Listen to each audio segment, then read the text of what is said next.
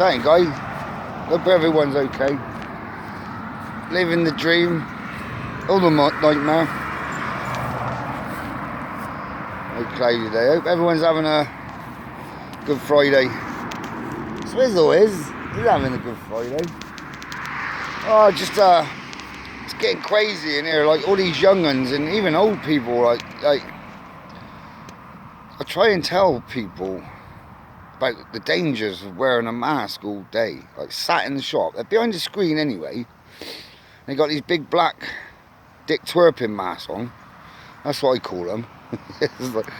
I call my mate it because he wears a Hugo Boss one. I say you look like a right dick twerping now. They just think it's a joke, and it's I swear it. They just think this is gonna pass after Christmas or something. The more I tell them, the more they just yeah maybe. It's crazy. Anyway, guys, yeah. If you're I'm just saying, like I'm trying to.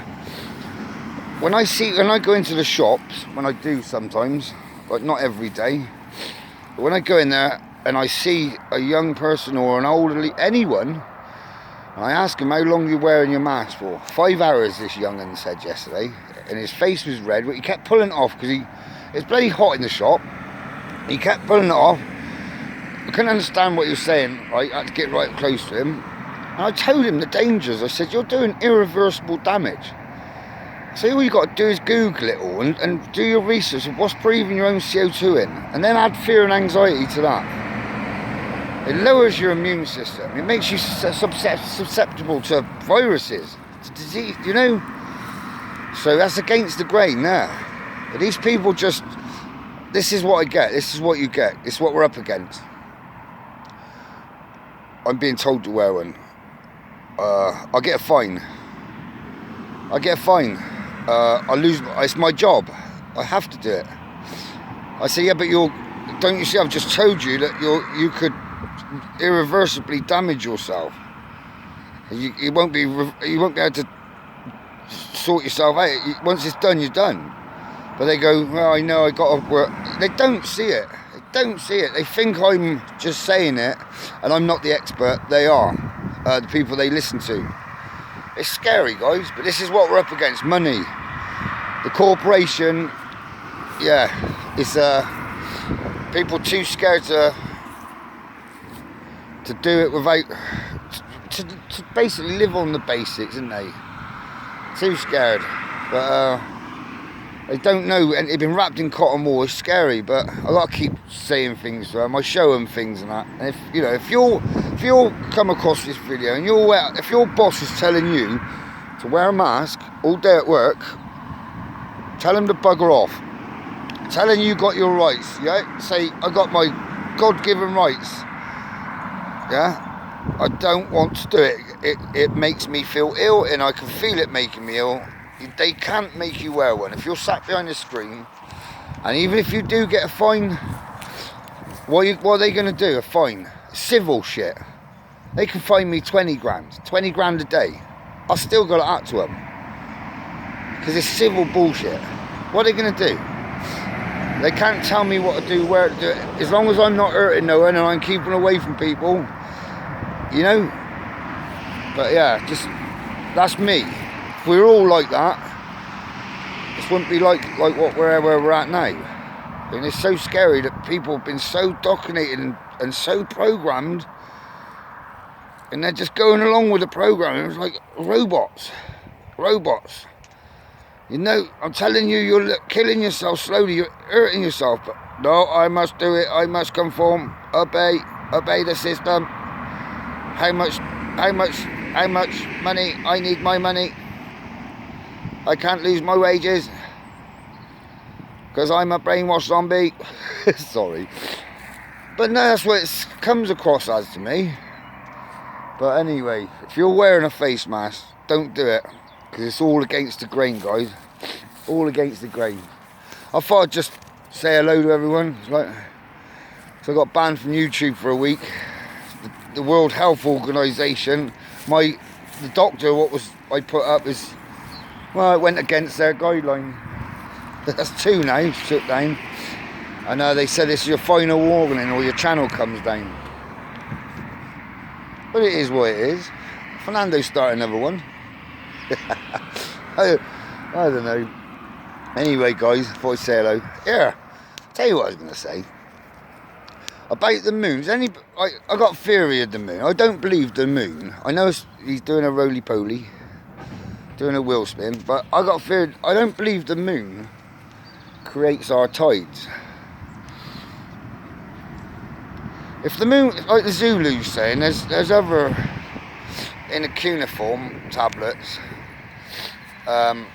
they say the moon was driven here by two brothers, yeah? So, say it was driven here, and then there was a deluge, yeah? But then that would have been caused by the sun they brought here as well, and the rest of it, yeah? Their planet, spaceship, whatever you want to call it, whatever they come on.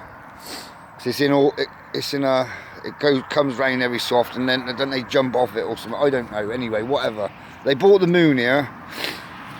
I don't believe it affects our tides. I believe that all that moon does is some sort of quantum connected to Earth, harnessing her energies. It's tidally locked to Earth. It's harnessing her energies, powering her up for a soul trap, maybe. It's a space station for them to come and go from behind, do what they got to do, kick the kids off, the gold off, whatever they're doing, I don't know. But yeah, I don't believe it causes the tides, and it's like a soul trap. It's their space station. But I believe, like, if you look at Earth and her poles, yeah, she got 4 poles. Because if you look at a magnet, go on to scientifically, they show you in a ferrocell, you put a magnet on a plate with ferro liquid with iron filings in it, yeah, and then seal it up so you got the ferro liquid in the plate. You can put a little light under that, yeah, and then put your magnet. You'll see your magnet's field lines live. You'll see it, the energy of them field lines live as he puts it into the ferrocell, because it's connecting with the iron filings in there, yeah? So it's showing you them field lines of that magnet, and you can see the inertia line, yeah? You can see that magnets don't reciprocate. You get a south and a north pole, doesn't go to each end, does it? North doesn't go into south. It comes from the middle, yeah? See it go. So basically you got the, I believe the energy of the sun, which is creating a bow shock, yeah, and then it's going in like through the inertia plane.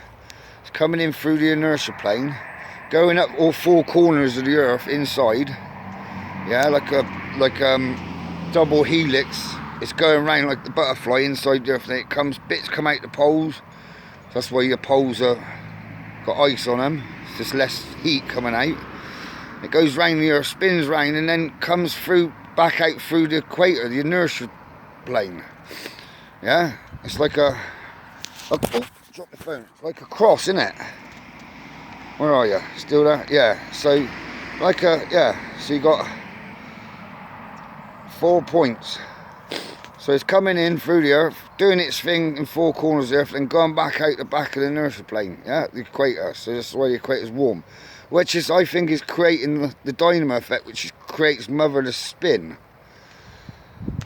Well, we know that moon now is doing 108. Well, it's rising sometimes in its normal position, but if you watch it throughout the night, it will roll 180 degrees. Like it'll set wane. If it's rising wax, it will set wane.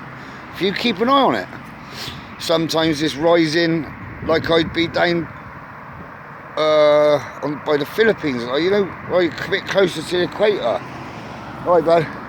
So, 2 secs, I've got to pause it a minute. Yeah, sorry about that. Another little Jack Russell wanted to rouse Fizzle. Fizzle just wanted to play. Yeah, so that's my theory of why we got the tides, yeah? Because the sun's energy, you got a wobble, haven't we? The magnetopoles goes up and down from north to south.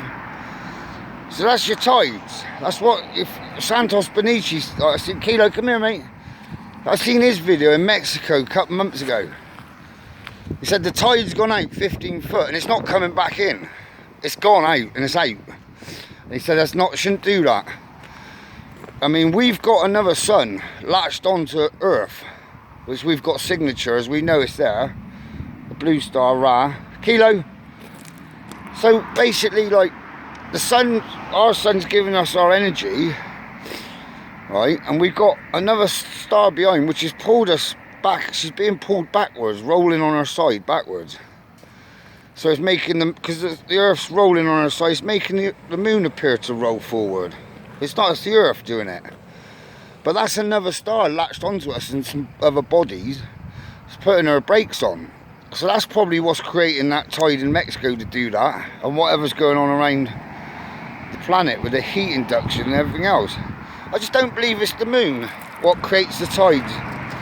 But it's just my theory, like, you know. John, if you're watching me, I'd like to hear what you think about that. I would, you know. Yeah, it's interesting, isn't it?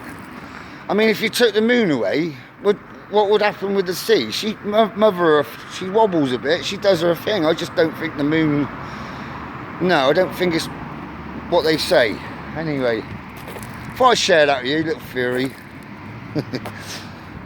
it makes more sense to me that them tides are from, you know, just from the energy coming through the Earth. She's spinning like a dynamo, and everything's electromagnetic, so I don't think the moon's got anything to do with it. Anyway, guys, I thought I'd say hi, so I'm alive still. I'm still here, living the dream. It's living the dream. Alright, guys, well, you keep safe. I'm going to try and upload this, see if I'm off my ban. I'm back out of jail. Alright, one love, you lot. Keep safe.